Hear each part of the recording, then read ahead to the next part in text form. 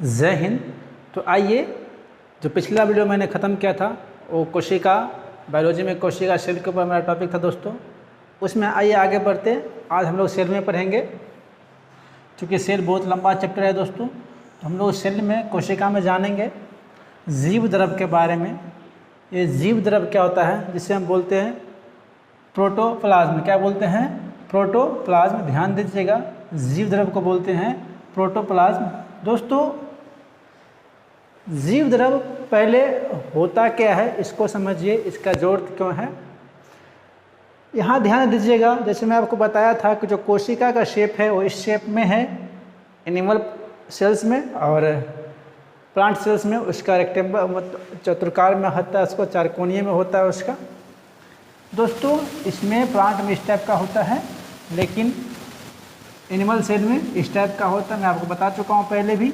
इसमें दोस्तों मेनली क्या होता है ना, जितने भी इनके ऑर्गन है ना, जैसे माइटोकॉन्ड्रिया हो गया, गोल्जी काइवोगल्स हो गया, सेंट्रोसोम हो गया, एंटी रेटिकुलम हो गया दोस्तों, राइबोसोम हो गया, लाइसोसोम, जितने भी अंग है, न्यूक्लियस हो गया सेंटर में, जितने भी अंग है ना, ये सभी अंग चूँकि सेल के अंदर होता है और ये कोशिका झिल्ली कहलाता है, और कोशिका झिल्ली के अंदर सारे अंग हैं दोस्तों। इन सभी अंगों में ये जीव द्रव भरा होता है दोस्तों।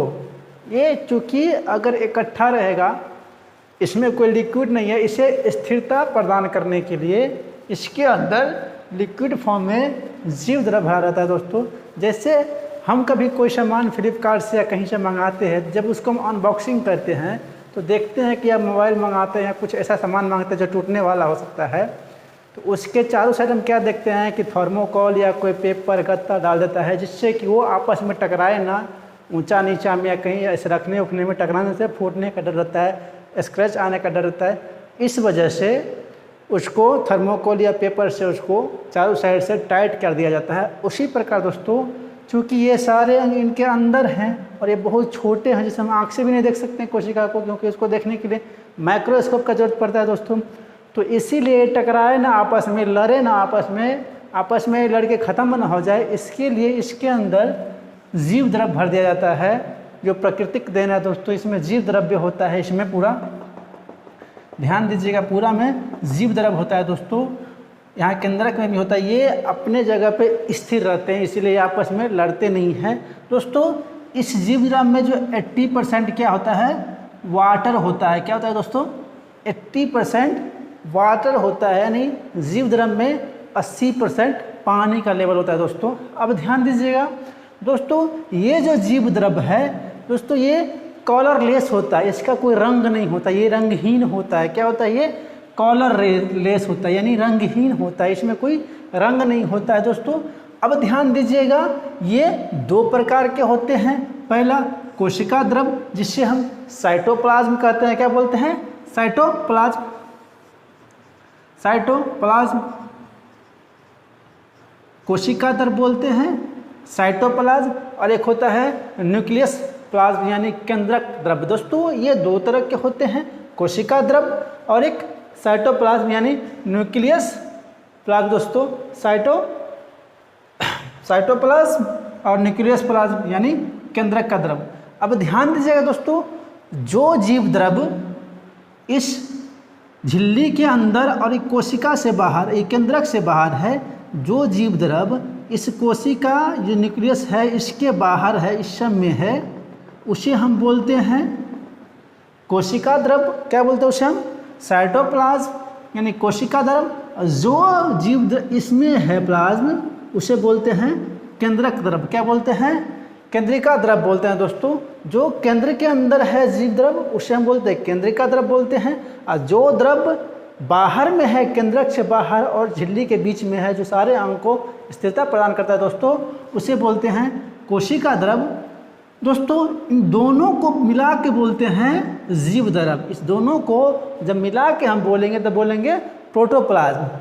उम्मीद करता हूं अब आप ये समझ गए होंगे। आइए थोड़ा इससे आगे बढ़ते हैं और देखते हैं अगला।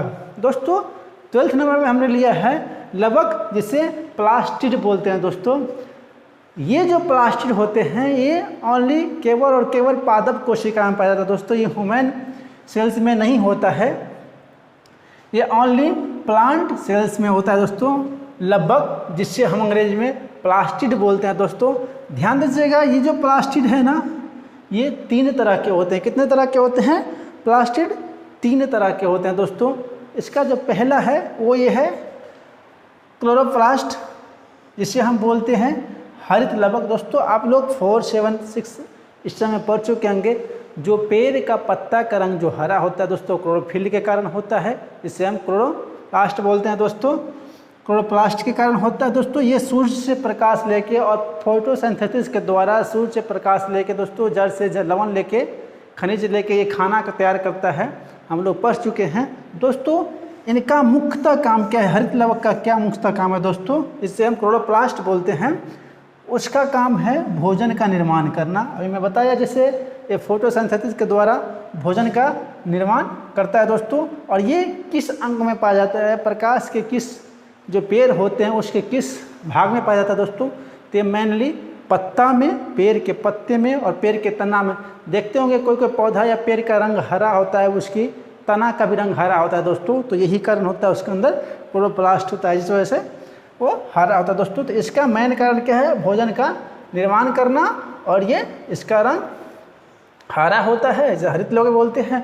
और ये पत्ती तथा तना में पाया जाता है दोस्तों। इससे अगला है ल्यूकोप्लास्ट। क्या है ये? ल्यूकोप्लास्ट, जिसे हम बोलते हैं अवर्णित लवक। ल्यूकोप्लास्ट, जिसे हम बोलते हैं अवर्णित लवक दोस्तों। इसका जो होता है दोस्तों, वो कहाँ पाया जाता है? ज़्यादातर जड़ में पाया जाता है। कहाँ पाया जाता है? ज़्यादातर ये जो है ल्यूकोप्लास्ट पेड़ पौधे के जड़ में होते हैं। क्योंकि ये इसका नाम ही है अवर्णित लवक, इसमें कोई रंग वगैरह नहीं था दोस्तों। इसका जो मुख्य काम है वो बने हुए भोजन का संग्रहण करना, यानी स्टोर करना दोस्तों, इसका मुख्य काम है। इसका जो मुख्य काम है अवर्णित लवक यानी ल्यूकोप्लास्ट का जो मुख्य काम है पेड़ पौधा में, वो भोजन को स्टोर करना, संग्रहित करना दोस्तों। अगला जो है दोस्तों वो है क्रोमोप्लास्ट। क्या है? क्रोमोप्लास्ट, जिसे हम बोलते हैं वर्णित लवक। क्या बोलते हैं? वर्णित लवक दोस्तों। इसका क्या काम है दोस्तों पेड़ पौधा में? इसका क्या काम है? तो इसका काम है रंग प्रदान करना दोस्तों। गाजर का रंग दोस्तों जो होता है वो कैरोटीन के कारण होता है। टमाटर का रंग लाल कैसे होता है? तो इस तरह से लाइकोपीन के कारण होता है दोस्तों। तो इस तरह से बहुत सारी चीज़ों में अलग अलग पाया जाता है दोस्तों। ये जो है ना हर तरह का रंग प्रदान करने के लिए उपयुक्त है दोस्तों। तो इस तरह से अभी आप समझे, जो जीव द्रव होता है वो कोशिका के अंदर पाया जाता है दोस्तों, और न्यूक्लियस के अंदर। दोनों को मिला के जीव द्रव बोलते हैं। ये 2 तरह का होता है, कोशिका द्रव और केंद्रक द्रव दोस्तों। इसमें 80% वाटर होता है दोस्तों। इस तरह से आप देखिए प्लास्टिड यानी लवक देखिए, ये 3 तरह का होता है, क्लोरोप्लास्ट, ल्यूकोप्लास्ट और क्रोमोप्लास्ट दोस्तों। गुणसूत्र दोस्तों, क्या देखे हैं? गुणसूत्र। गुणसूत्र जिसे हम क्रोमोसोम बोलते हैं। क्या बोलते हैं? क्रोमोसोम बोलते हैं दोस्तों। यह जो है कहाँ उपस्थित होता है गुणसूत्र? केंद्रक में, यानी हर एक कोशिका के केंद्रक में गुणसूत्र यानी क्रोमोसोम उपलब्ध होता है दोस्तों, जिसे हम हर एक सेल के कोशिका में यानी केंद्र, हर एक कोशिका के केंद्रक में क्या होता है? क्रोमोसोम उपस्थित होता है दोस्तों। उसका आकृति किस प्रकार का होता है? इस टाइप का उसका आकृति होता है दोस्तों। उसका जो शेप होता है वो इस टाइप का होता है। वो हर एक कोशिका के न्यूक्लियस यानी केंद्रक में उपस्थित होता है दोस्तों। अब ध्यान दीजिएगा, गुणसूत्र में दोस्तों DNA, RNA और जीन भी होता है दोस्तों। अब ध्यान दीजिएगा, आप लोग पढ़े होंगे कि मानव में 46 गुणसूत्र होते हैं दोस्तों, यानी 23 जोड़ी गुणसूत्र होता है दोस्तों। तो आइए देखते हैं मनुष्य में कितने जोड़ी गुणसूत्र है दोस्तों? तो 23 जोड़ी बोलिएगा। कितना जोड़ा गुणसूत्र की संख्या है मनुष्य में? 23 जोड़ा। और चाहे मेल हो या फीमेल हो, लेकिन टोटल नंबर कितना है दोस्तों? तो 46 नंबर है, यानी 46 को गुणसूत्र की संख्या है। जब पेयर में बोलेगा तो वो 23 पेयर्स गुणसूत्र की संख्या है दोस्तों। अब ध्यान दीजिएगा, जो पुरुष होते हैं दोस्तों ये 44 इसमें भी होते हैं और 44 महिला में भी होते हैं। अंतर सिर्फ ये 2 गुणसूत्र में होता है दोस्तों। पुरुष में दोस्तों X और Y गुणसूत्र होता है, जबकि महिला में, फीमेल में X और X गुणसूत्र होता है दोस्तों। पुरुष में सिर्फ X और Y रहता है, लेकिन महिला में सिर्फ X और X रहता है दोस्तों। यही 44 दोनों में सेम ही रहता है। और ये 2 गुणसूत्र के कारण दोस्तों किसी का कोई बच्चा लड़का जन्म लेता है या लड़की जन्म लेता है दोस्तों, तो इस तरह से उसका वो होता है।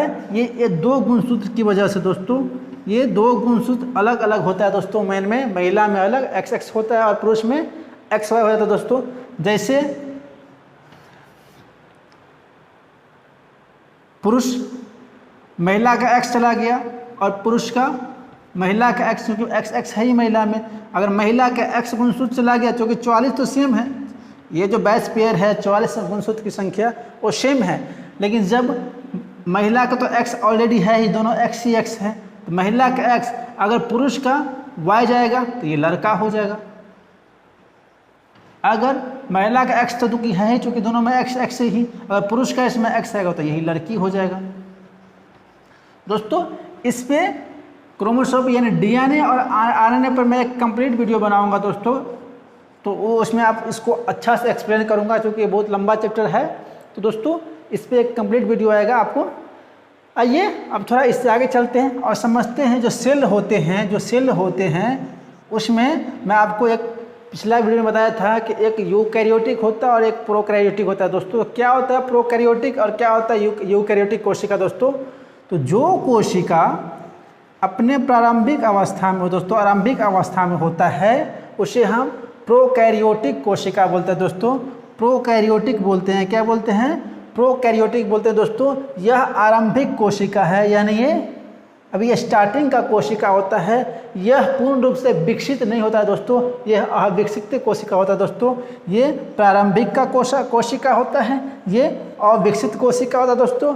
और ये इस कोशिका में, प्रोकैरियोटिक कोशिका में जो मुख्य अंग है ना दोस्तों, वही पाया जाता है, सारा अंग नहीं पाया जाता है। जिस तरह से इसमें आप कोशिका में भी देखे थे, ये जो कोशिका है माइटोकॉन्ड्रिया, गोल्गी का वोकल्स, सेंट्रोसोम, एंडोरूटम, इसका दोस्तों लाइसोसोम, राइबोसोम, केंद्रक, ये सब जो देख रहे हैं ना, इसमें जो आप देख रहे हैं ये सारा अंग इसमें विकसित नहीं होता है प्रोकैरियोटिक कोशिका में। इसमें कुछ अंग जो है, जो मुख्य अंग है, वही होता है दोस्तों, विकसित होता है, वही रहता है।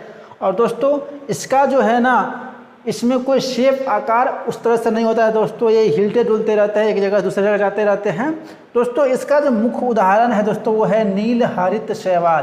क्या है? नील हरित शैवाल है दोस्तों प्रोकैरियोटिक कोशिकाओं का उदाहरण दोस्तों।